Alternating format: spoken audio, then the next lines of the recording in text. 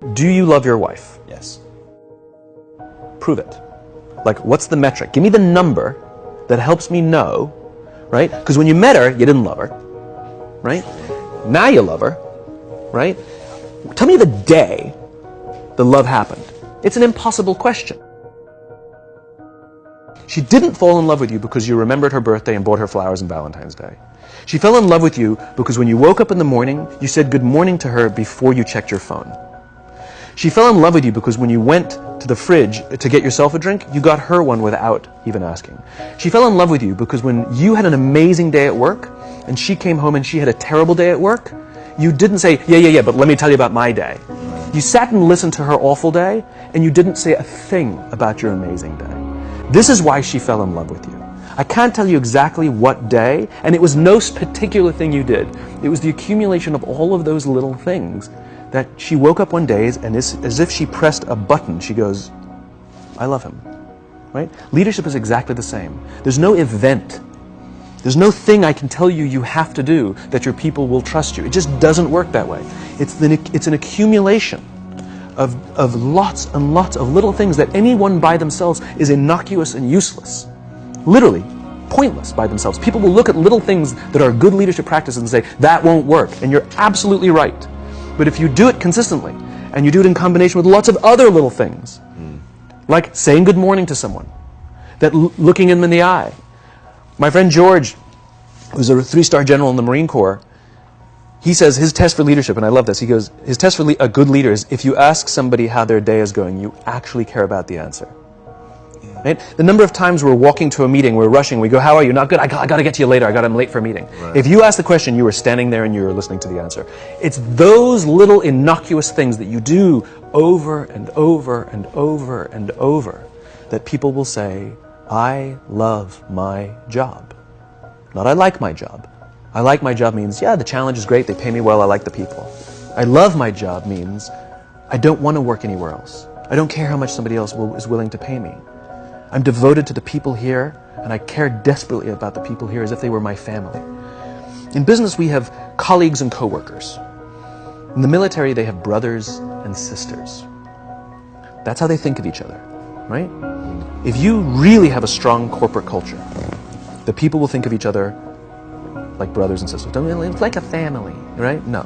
Brothers and sisters. Deep love. Fight, but the love doesn't go away. Right? Bicker, the love doesn't go away.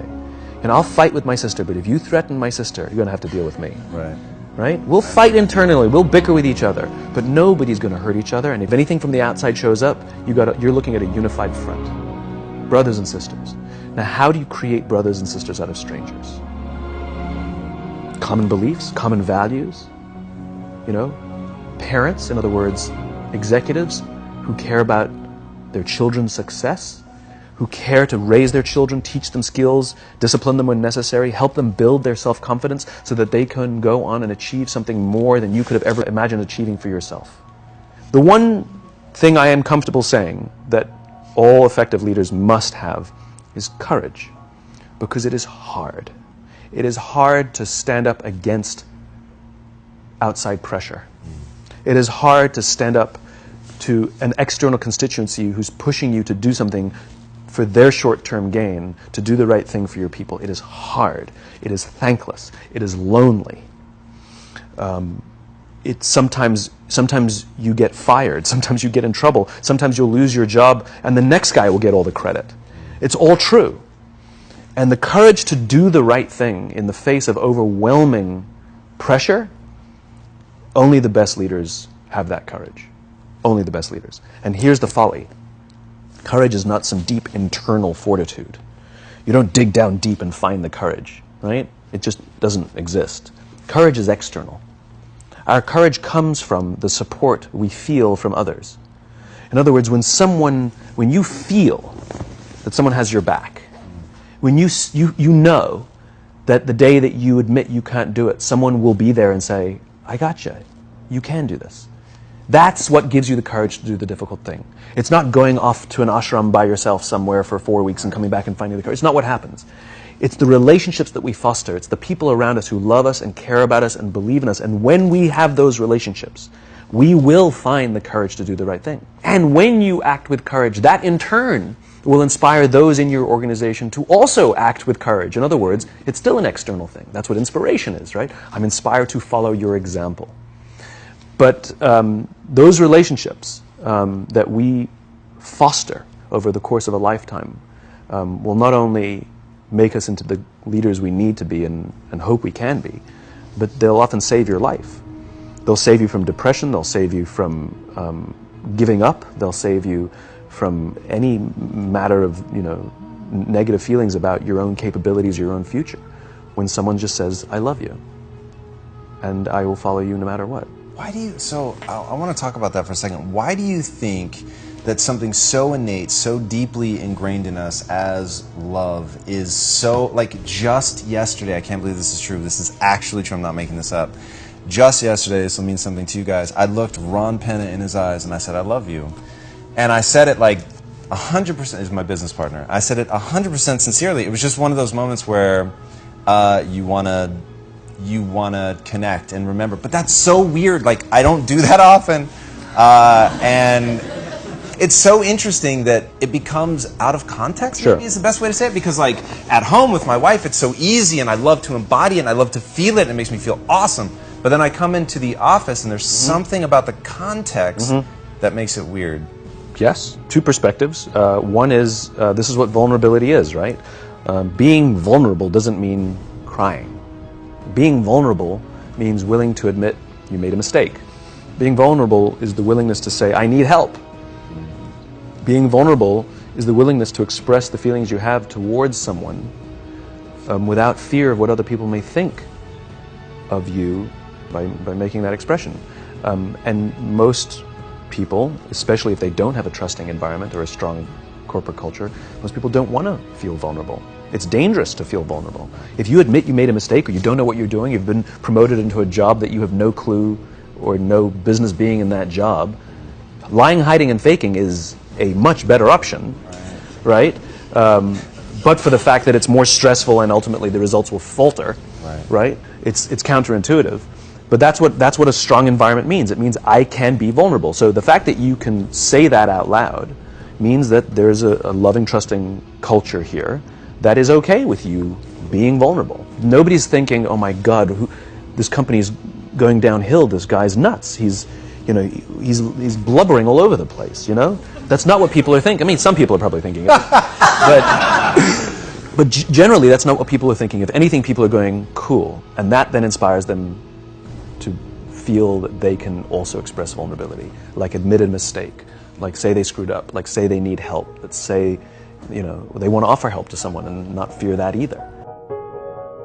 You've talked super powerfully about that like an alcoholic, if you don't master the step of helping somebody else beat the disease, that you never really fully beat it yourself, and that the parallel between being a leader requires that same thing, you taking ownership for helping somebody else be successful and building trust through that. Yeah, the example you're using there is the 12-step program. We all joke about the first step, admitting you have a problem, but it's the 12th step that matters. If an alcoholic masters all 11 steps and not the 12th, it's highly likely they'll drink again. If they master the 12th step, they're much more likely to overcome the disease. The 12th step is the commitment to help another alcoholic. It's service. And this really is the most powerful thing in the world, which is, it's not about us, it's about others. There's an entire section in the bookshop called self-help. There's no section in the bookshop called help others, right? And it's not about how can I lose 10 pounds? How can I find the job that I love? How can I find the love of my life? No. It's not how can I lose 10 pounds, it's how can I help somebody I care about live a healthy lifestyle. It's not how can I find the job that I love, it's how can I help somebody I care about find a lifetime of joy in their work. It's not how can I find true love, it's how can I help my friends settle down and live the life they want to live. And ironically, if we set out to help people solve the problems that we struggle with ourselves, that in turn is what teaches us the solutions. Yeah, that's incredible. And the thing that really is this is so important to me is the human desire for connection is so strong, and we sort of check that at the door when you come into an office, and yet you're giving so much of your time to the office that you've said that, you know, loving your job is a right. It's not a nice to have. Not a privilege. Yeah, I believe that. I believe loving your work is a right and not a privilege. I despise the fact, I lament the fact, I curse the fact that so few people get to say, I love my job, as if they've won some lottery. You know, you go out with your friends and somebody says, I love my job, and everybody goes, oh my God, you're so lucky, right? That to me is madness. Everybody, the vast majority, should get to wake up and say, I love my job. It is a right. It is a God-given right that we should love where we work. And we should demand it. We should demand that our leaders provide an environment in which we want to come, where we want to care about each other, where we feel safe to express our vulnerabilities and our fears and our concerns, that we're open to correction and discipline and feedback, that we're not defensive because we know that it's being given to help us improve and grow, and we want to improve and grow. And in turn, we will help others improve and grow.